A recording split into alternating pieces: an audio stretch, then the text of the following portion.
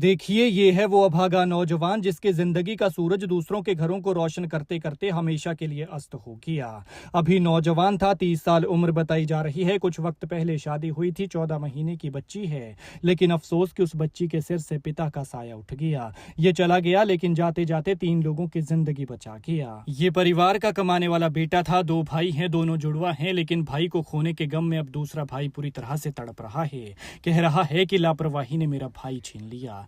पिता का हाल भी देख लीजिए, कहते रहे कि जब तक इन अधिकारियों को अरेस्ट नहीं किया जाएगा तब तक मेरे बेटे की बॉडी ऊपर से नहीं उतारी जाएगी। बेचारे पिता का हाल ऐसा था कि ऊपर करंट की तारों में चिपके हुए बेटे को देखकर कई बार बेसुध हुए। लेकिन सोचिए क्या हो रहा होगा उस नई नवेली दुल्हन का, जिसको आए हुए अभी कुछ ही वक्त हुआ था, जिसके सहारे उसने जिंदगी काटनी थी, जिसके साथ 7 फेरे लिए थे, साथ जीने मरने की कस्में खाई थी। वो शादी के कुछ वक्त बाद ही हमेशा हमेशा के लिए छोड़कर चला गया। छोटी सी दुधमुही बच्ची 14 महीने की, जिसे अभी ठीक से पापा बोलना भी नहीं आता था, लेकिन वो पापा की जान थी और पापा उसकी। और अब कुछ जिम्मेदारों की लापरवाहियों ने वही पापा छीन लिए। ये जिला कांगड़ा के रानीताल के मोहनलाल उर्फ मोनू है, जो विद्युत उपमंडल बिंद्रावनी में लाइनमैन के पद पर कार्यरत थे। बताया जा रहा है कि रविवार रात को आए तेज तूफान के कारण इलाके में बिजली की तारें क्षतिग्रस्त हो गई थी और सोमवार सुबह विभाग की टीम मरम्मत कार्य के लिए जुटी थी। इस दौरान मोनू बिजली की लाइन को ठीक करने के लिए खंभे पर चढ़ा हुआ था, जबकि नीचे अन्य कर्मचारी तारों को संभालने और खींचने का काम कर रहे थे।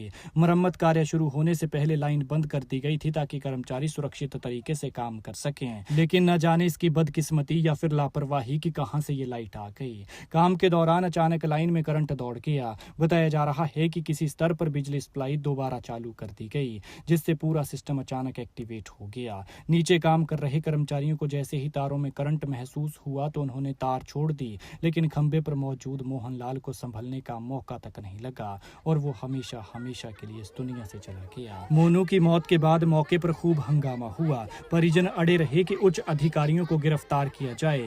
फिलहाल पुलिस ने मामला दर्ज कर लिया है और आगे की कार्रवाई शुरू कर दी है। भगवान मृतक की आत्मा को शांति दे और इस दुखी परिवार को दुख सहने की शक्ति